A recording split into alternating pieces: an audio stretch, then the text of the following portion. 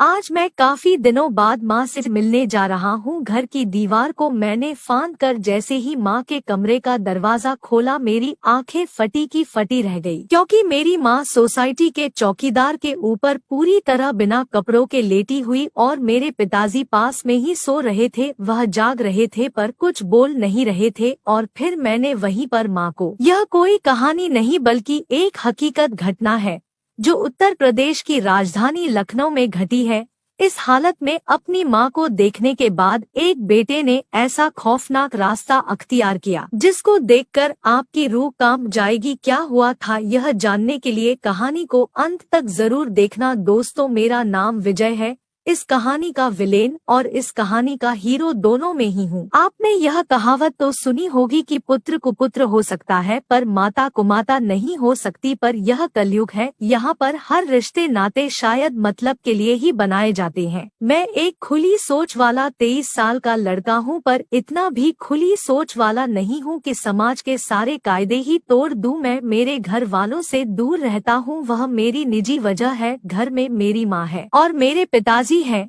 मेरे पिताजी काली फफूंद नाम की बीमारी से पीड़ित है।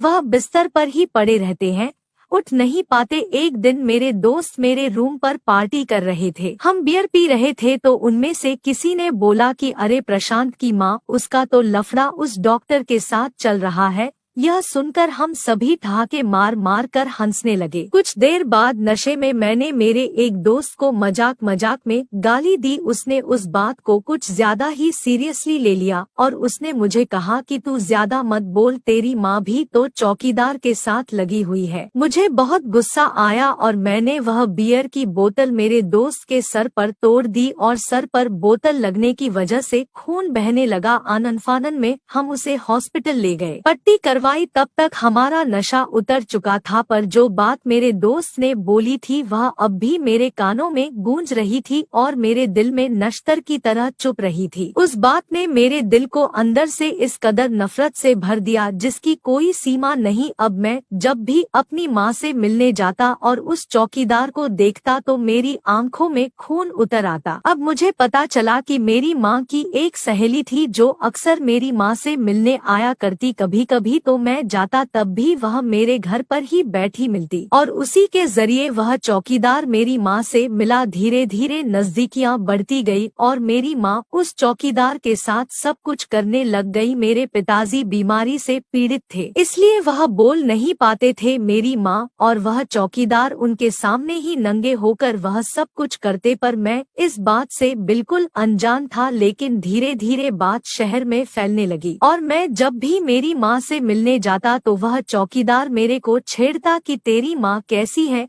उसकी यह बातें मेरे दिल को अंदर से छलनी कर देती और दिन ब दिन उसके लिए मेरी नफरत बढ़ती जा रही थी। मैंने एक दिन गुस्से में आकर मेरी माँ से पूछ ही लिया कि तुम्हारा और उस चौकीदार का क्या चक्कर है।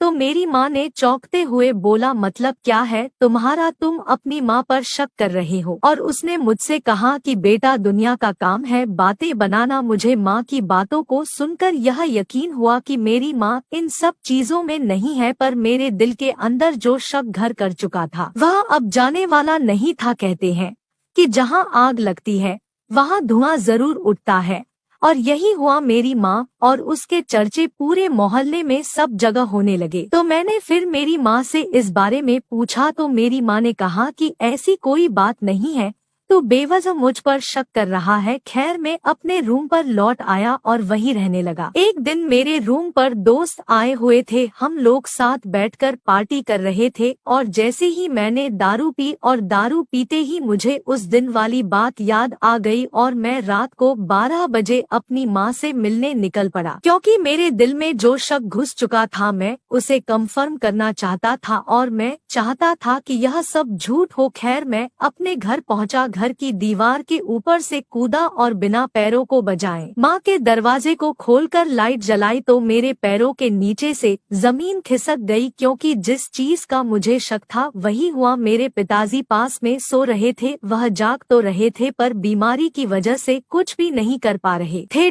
और उनके सामने ही मेरी माँ बिना कपड़ों के चौकीदार के ऊपर चढ़ी हुई थी और यह देखकर मेरा दिल घृणा से भर गया। मैंने किसी तरह खुद को कंट्रोल किया और बाहर बरामदे में आकर बैठकर रोने लगा। माँ ने मुझे शांत करने की कोशिश की तो मैंने उसको बहुत सारी गालियाँ दी और वापस रूम पर आ गया। अब मैंने माँ से मिलना बिल्कुल छोड़ दिया था। मेरी माँ के साथ चौकीदार को मैंने इस हालत में देखा। अब जब भी वह चौकीदार मुझसे मिलता तो मेरा मजाक उड़ाता, पर चौकीदार को यह पता नहीं था कि मेरा दिमाग उसी दिन से उसे खत्म करने के मिशन मोड पर लग गया था कि कैसे भी करके इस चौकीदार को इस दुनिया से विदा करना है। मैंने एक दिन चौकीदार से ड्रिंक की पेशकश की और वह मान गया। हम दोनों एक ठेके पर गए जो करीम नगर में था, जहां से मैंने 2 बोतल खरीदी। फिर मैं अपनी योजना के अनुसार उसे नाले के पास ले गया और मैं चाहता था कि वह जल्द से जल्द नशे में चूर हो और मैंने उसको 2-4 हेवी पैक बना कर दिए और जल्द ही मैं जैसा चाहता था वही हुआ। अब वह पूरी तरह नशे में चूर था। मेरे दिल में जितनी भी घृणा थी मैंने उस पर उतार दी। मैंने एक पत्थर लिया